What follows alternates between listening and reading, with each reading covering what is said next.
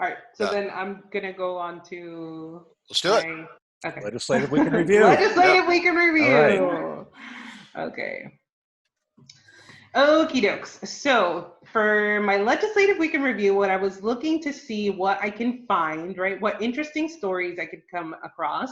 I came across this one, right? I came across this piece of legislation, and it says all information except text for HR 7915 to direct the Secretary of Homeland Security to design and establish a pilot program to facilitate voluntary information sharing between state, local, and regional fusion centers and certain technology companies related to threats of imminent violence and for other purposes. So obviously this piqued my interest, and I love how they always have to add and for other purposes. I can't hear you, Daisy. And for other purposes. Oh, there we go. That is very nifty for them to be able to have that in there. But yeah, I just thought this was very ominous that, that you want to set up a program to have voluntary information sharing between state, local, and regional fusion centers and certain technology companies. What is a fusion center?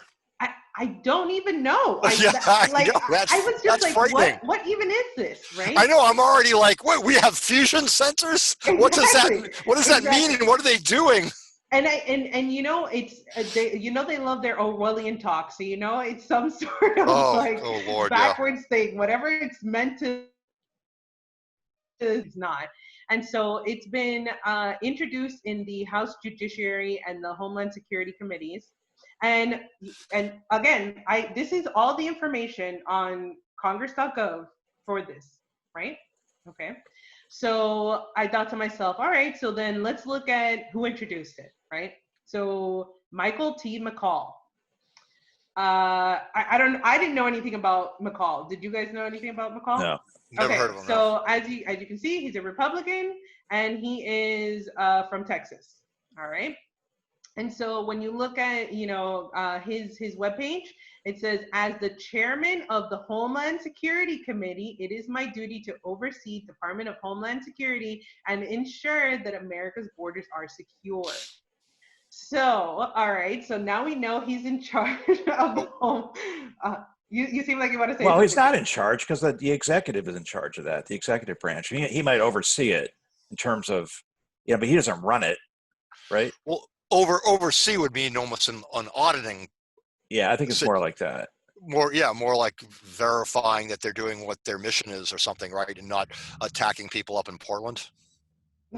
Yeah. Oops. Whoopsie.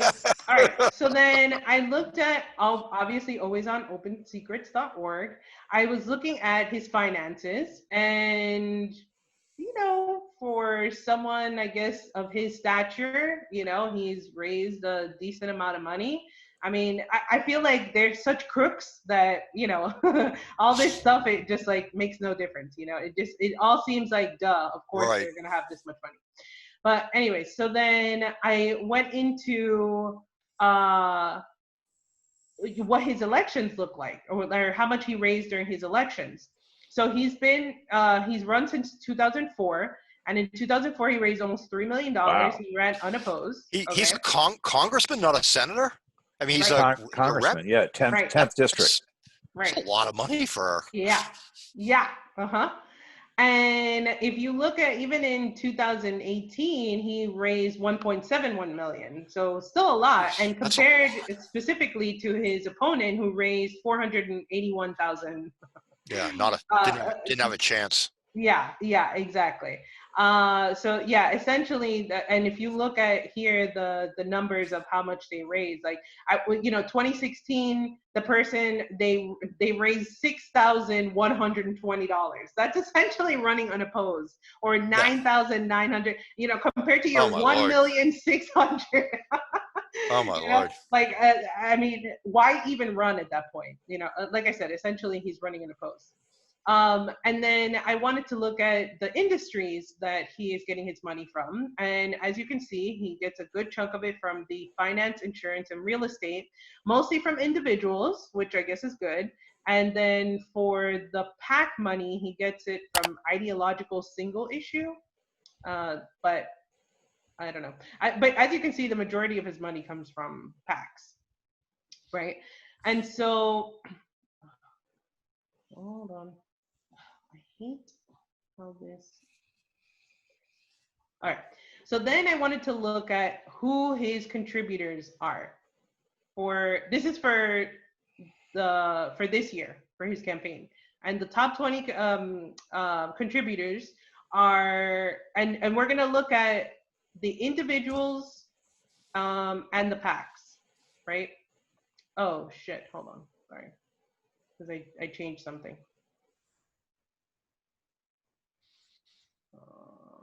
Is this a setting or something for the? Yeah. Because I clicked on individuals, so now it's like sorting it that way. It sorts it. Yeah. Okay, so obviously don't go off of that because, like I said, I just oh, okay, hold on. There we go. Okay, so we're gonna look at individuals and the money that they get from PACs, right? So we have iHeartMedia, which is mostly from individuals. We have Blackstone Group, of course. Oh, we can't ever forget about them. And then Raytheon Technologies. And Raytheon Technologies, look, they got $25 from individuals and $11,000 from PAC. Okay.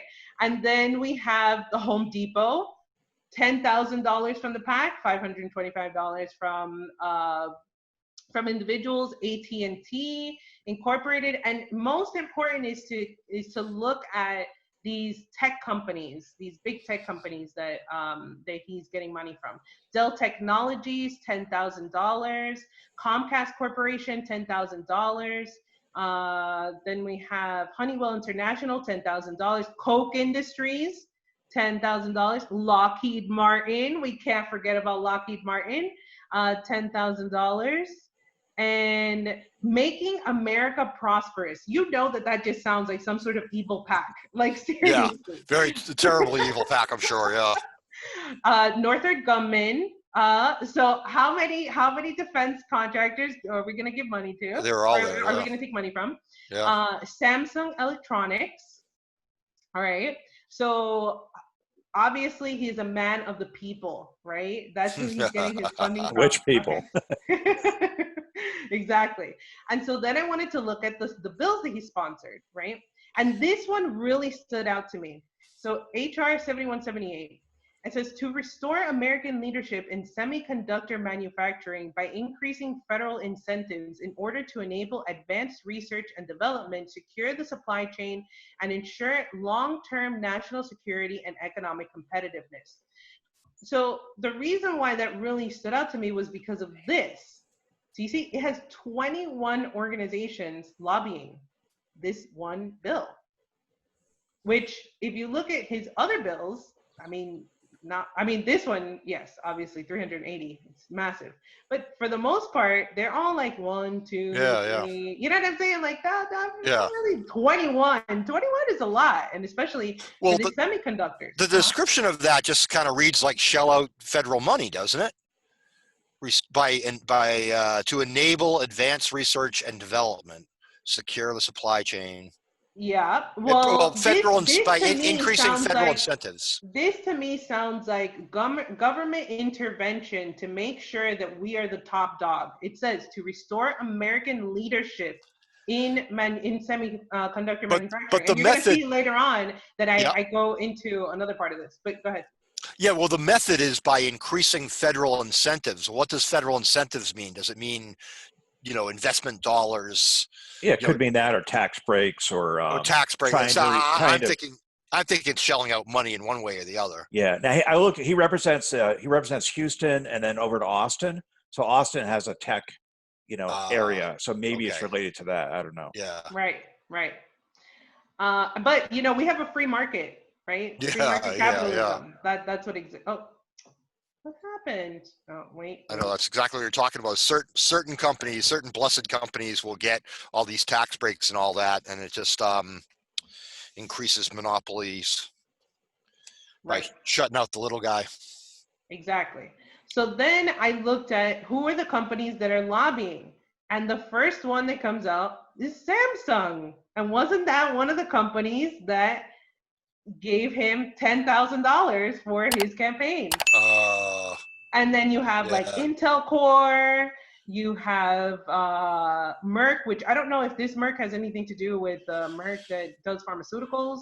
You have IBM I assume so. Corporation, Texas Instruments, which they make the calculators, because that I know from school. Yeah. But yeah, so again, I am not one that believes in coincidences, right? And so then I was thinking, what the hell is a semiconductor, right? Why is this even a big deal? And so it says semiconductors have had a monumental impact on our society. You find semiconductors at the heart of processor chips as well as transistors. Anything that's computerized or uses radio waves depends on semiconductors. Today, most semiconductor chips and transistors are created with silicon.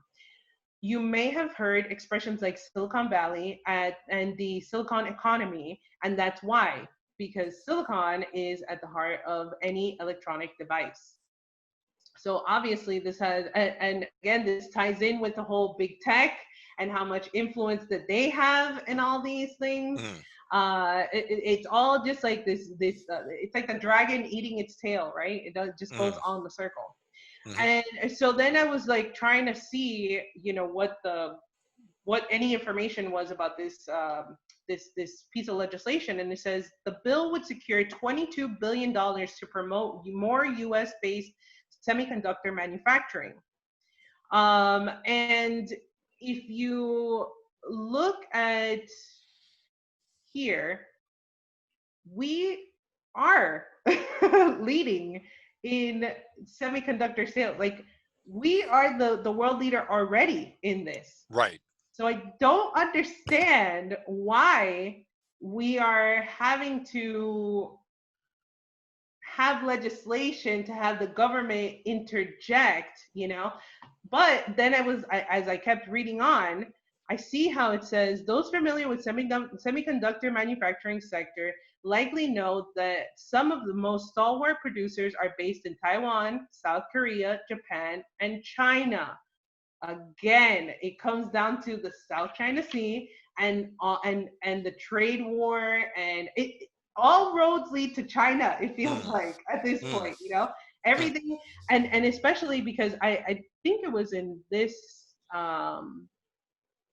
because I think they're talking about the chips in here, where they were talking about who it is that introduced the bill. And, Marco Rubio was part of it. And you know that anytime that Marco Rubio is a part of something, he is like the warmonger, imperialist, regime change, all those adjectives, whatever you want to call them, he's all for that. So I knew that when he was in that, and he was the one who was pushing for the Hong Kong Autonomy Act.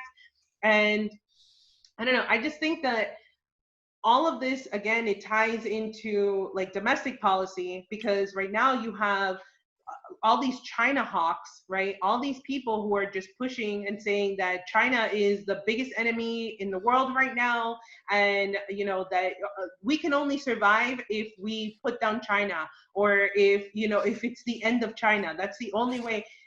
We have always been at war with East Asia. Sorry? We have always been at war with East Asia. Right, but as long as we continue to point the finger at someone else, it's that otherism, right? As long as we point the finger at someone else, then our elected officials, they never have to look at why it is that we have the amount of poverty that we have in this country, the amount of like unemployment, and like all these different issues that we're going through. As long as it's over there, the problem's over there. It's a China virus, right? Like that's right. It's that. Plus, we always have to have somebody has to be the boogeyman so that we can sell arms and all that kind of stuff too, right? Right. I mean, it's it serves both purposes. Distracting from our own problems. I mean, good luck with that, because if you go to any grad department and tech, tech departments, or basically STEM departments and grad schools around the U.S. I mean, it's all foreign students, right? Because our school system does not support that level of preparation for these for these advanced technology, for studying the advanced technology. So like you go to any, I mean, I know it's obviously it's been affected by COVID, but if you go to MIT or you go to any of these places, I mean, all the grad students are all from, China and different places, right?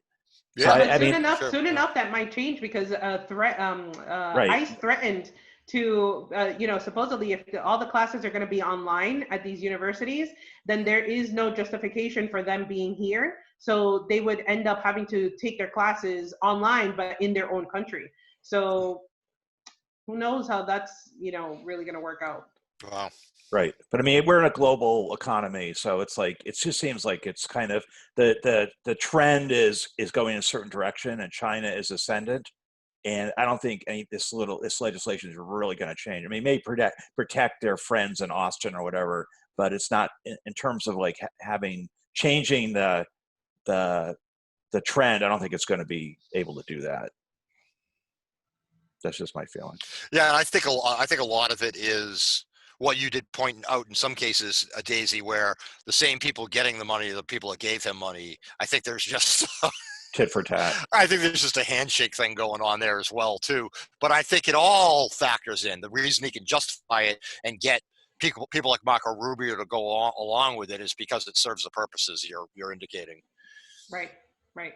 And even Good when one. they end up leaving, their positions, like for them, it's not even scary of, oh, I would lose my seat or whatever, because they end up either becoming a lobbyist or they end up working for these industries that they ended up helping out. So Exactly. we have the proof in the pudding with pretty much everyone on Trump's cabinet, is Oh some yeah. person from their industry that they are meant Yes. to somehow regulate the industry that they either came from or that they're going to end up going to afterwards. That's right. Absolutely. That's still a horrific problem. The lobbyist industry. Where how else can it make sense for somebody to be a senator and try and maintain a second home in Washington D.C. on a whatever it is 150,000 salary or whatever like that, right? 174,000. Oh yeah, it just doesn't make any Right. sense. Right, right. Oh, But very good. trading, stuff like that doesn't happen. No. Oh yeah. Excellent.